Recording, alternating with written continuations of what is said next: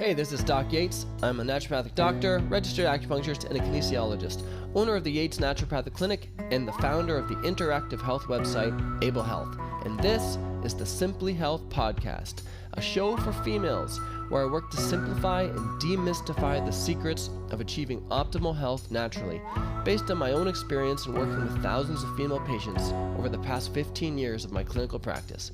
Welcome to Simply Health.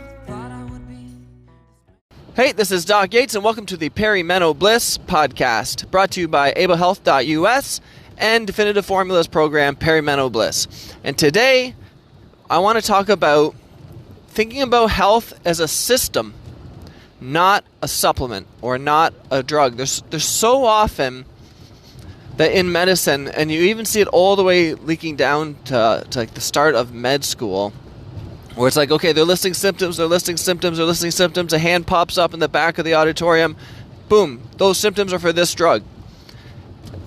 And it's not how it works. You always have to think of symptoms as a pattern. It's the same thing in the supplement industry. They're like, oh, you have this, you need to take this one supplement. And no matter what you're considering, health is not a supplement and health is not a drug. To get what you want, you almost always have to incorporate a system. Now, sometimes it doesn't always feel like that because sometimes you're already doing 75% of the things you need to do, and there's a few little tweaks so sometimes it feels like you're just adding a supplement and that's what's going to take it over the top. But that's because you've already incorporated on your own most of the system. So we want to talk about how you can, in a continuous basis, incorporate health as a system and get those benefits. So a lot of times I've heard people say, oh, the system is like a stool. It's like a four-legged stool. And you have if you pull one leg out, you'll lose the balance. And I don't even think that's enough. So rather than think of like health like a stool with four legs that you need to balance, I like to think of health as more like a big tree. And then for that tree, imagine 6 big roots coming off of it. But then for each of those roots, there's 3 to 4 rootlets coming off of that. So, because each aspect of health, and we don't want to overcomplicate it, but these are the things you want to consider. Each of these aspects of health have to be looked at and addressed and built into your system and build it in a way that it's simple and easy so you can maintain it on a regular basis. So let's start with the root number 1, which would be diet. So the diet is one of the major roots of your health, but it's also broken down into what they would call these different rootlets. So one of them would be macros. So that's like, how much are you eating and of what food? So how much protein are you getting? How much fat are you getting? How much fiber are you getting? And I feel like that does definitely oversimplify it. It's more like, are you eating enough? Are you deficient in anything? And a long time ago, I think this would have been one of the major things for diet. It's just like balancing out, are you getting enough fiber? Are you getting enough protein? Are you getting enough veggies? Done. Because the other 2 rootlets that we have to worry about now are whole foods, which was never an issue before because everything was a whole food back then. So are you getting enough whole foods as opposed to getting all this processed packaged food? And then the other rootlet is food sensitivities. Again, not something that was a big issue a long time ago. So there's a lot of foods now that would have been considered whole foods, but now certain people can't eat them. For instance, wheat, soy, corn, dairy. Sugar is definitely a sensitivity, but it's definitely not a whole food. And sometimes other foods that are even considered whole and complete natural. Example, nightshade vegetables like tomatoes, potatoes, peppers, eggs is another really common one. These are all things that wasn't so much of an issue when you look at the old literature, especially when you look back at old Chinese medicine, diet plans and prescriptions. They didn't even have to deal with this. Now this is a new rootlet that is coming off of our diet route that we need to address. So all of these things can be balanced straightforward. We did a lot of work with ablehealth.us to incorporate all this so that if you have a known sensitivity, you can select it, remove it from and it will remove it from your diet and recipes. or if you have a certain condition which we have found in practice to be linked with food sensitivities, you select that condition and it will automatically remove those food sensitivities for you and show you what the most common problematic ones are. The second route is exercise. Everybody knows you need to exercise, and I always tell people when you're first starting out, like if you're going from completely sedentary to starting exercise, the first thing you need to do is just pick something that you like. We just need to get things moving. Maybe it's just walking, or some people like dancing or Zumba or yoga, whatever it is, pick something that you like. But to balance that exercise, the rootlets, there's strength, there's flexibility, there's cardio, and you can also add in balance, which we often tie in with movements of flexibility, but balance. So strength, flexibility, cardio, and balance. Now, all of that can be built into one workout. You can easily get something set up, especially if you're doing like a little circuit, even in your basement, where you do a strength exercise, then you do a little bit of a cardio to get keep your heart rate up. From there, you go into a balance exercise, and then add in a stretch, and then you repeat. So it still can all. You don't need to do 4 separate workouts. You can build this all into the workout, or start with a warm up of cardio, go into strength, finish by stretching. We still want to keep it simple. So now another big rootlet in today's society is stress. So there's a lot more than 3 rootlets coming off the stress route. But one of the big ones that I find that affect people the most, there's work stress, there's family friend kind of relationship stress, and then there's financial stress. There's definitely more than that, but those are the big 3 I find that if people are losing sleep about, it's one of those 3. Now, the biggest thing you want to do is try not to avoid the stress, is to actually address it. There's so much time I find people just maintain the frustration and the stress when it could just be a simple, though often uncomfortable conversation that you could have. And even if that doesn't avoid it or correct it, by knowing that you've done something to address it, that takes care of a lot of it, how that's affecting your body. You're like, okay, I've said my piece, I've done what I can do. Now it's the unknown. The unknown aspect of the stress is often the worst stress.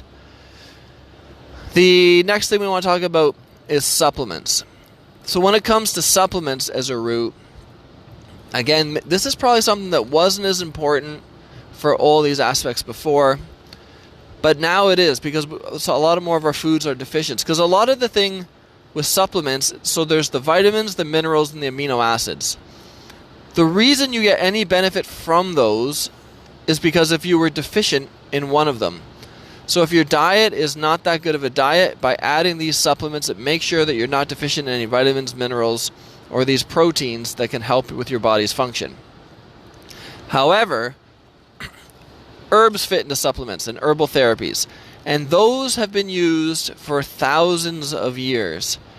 And it just really goes to, for me, I feel it's a real testament to the benefit of them, because they've been used for so long, and they've got such a detailed history of use, and it paints a very clear picture of what each herb can do and the benefit from it.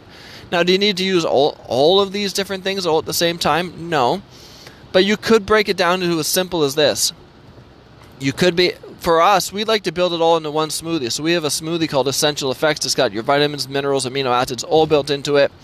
And then for herbs, if you wanted to keep it really simple, it could just be you're doing some different herbal teas throughout the day, so that way it doesn't feel like you're taking more pills. Some people don't like teas, so there's liquid extracts. You want to get, when it comes to that, you want to get a combination formula that is specific for your concerns. And that can literally, we could be talking about 2 things total. That's it. 2 combination products to address all of that. Number 5, this comes into play in different ways throughout different ages and stages. But hormones, definitely, I'm giving them their own route. So your estrogen, progesterone, testosterone, cortisol. So cortisol, again, fits back under the stress, and thyroid. Those can get their own route. Now, for, say, a teenager in early 20s, you can see hormone imbalances, but it's not usually because of deficiency. It's often because of excess. Too much estrogen coming on at once, too much testosterone coming on at once, and then causing these effects like mood changes and irritability and problems with people's cycle. And you can correct those pretty simply with just one. Again, you could use that one tea, that one supplement to deal with that. Later on in life, things start to break down, and again, it leads more in towards deficiency. At that point, it's pretty, you can just identify them and correct them and put them in one. If you're using, we use combo creams for hormones, you can put them all in 1 or 2 creams, and that's something you just put on before bed and done, and address that entire root that way. But you definitely want to consider hormones. Hormones is one of those things that, and a lot of these things tie in. We're going to get in at the end. But they tie in together. So when you address one, it affects many. And if one thing is off, it feels like it can affect many. Like if you're really stressed out, that could affect your hormones. But if your hormones are off, it's going to make you feel a lot more stressed out. Sleep is a branch of its own. So in the aspects of sleep, 1, are you giving yourself enough of a window to get enough sleep? 2, are you having difficulty falling asleep? And 3, are you having difficulty staying asleep?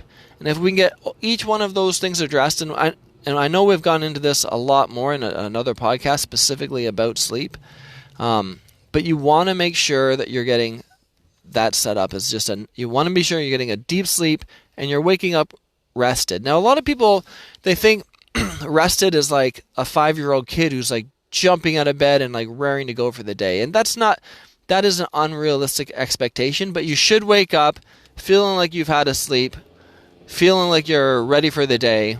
You know, maybe it takes a little while to kind of get things moving, but once you're moving, you're good to go. And the last rootlet, spirituality.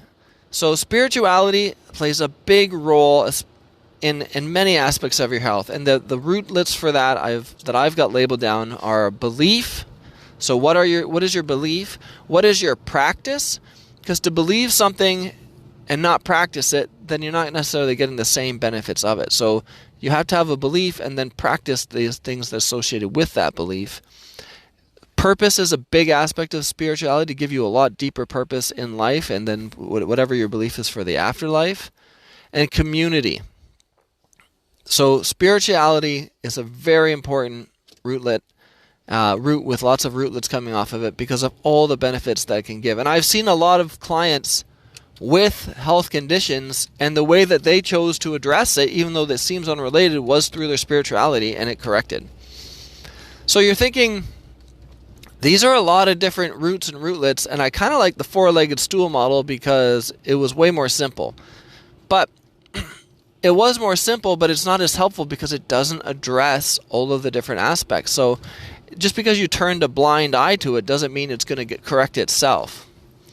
So the big thing is that chances are you're already doing at least 50% of these things.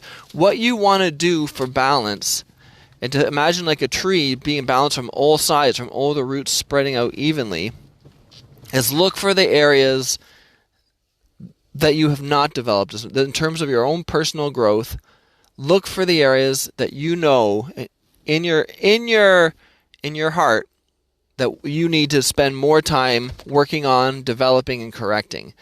And also consider the areas that have the overlap. For instance, you might feel that you've got a lot of muscle tension, but is that muscle tension only since you've been a lot more stressed? And is that stress because you have not been sleeping well? Like, you always want to say, what are all these different things and how do we connect them? And if you're having difficulty connecting them, working with a health professional who's well versed in this is what you'd want to do, just because they will see these connections. They've seen it enough time in other clients. They'll have a good idea in terms of how to guide you. But yeah, you write them out. If you spend the time kind of writing them out, and then from everything we've spoke about, so we're going to just review. There's diet, exercise, stress, supplements, hormones, spirituality, and sleep. And are you balanced in these? And which ones are off and how are they off? And it would be very helpful, I would say, from a practitioner standpoint, if someone came in for their first consult with me and they already had all of this written out, it would give me such more of a clear picture and help me in terms of developing a treatment plan and a program that's going to be that much more effective. So I hope this was helpful, and I hope you guys continue to grow and improve your health. So this is Doc Yates signing off. Thanks for tuning in to Simply Health. If you want to learn more about health, check out Able Health. If you want to see some of the other projects that I've been working on in health, business, music, and life, please check out the links below.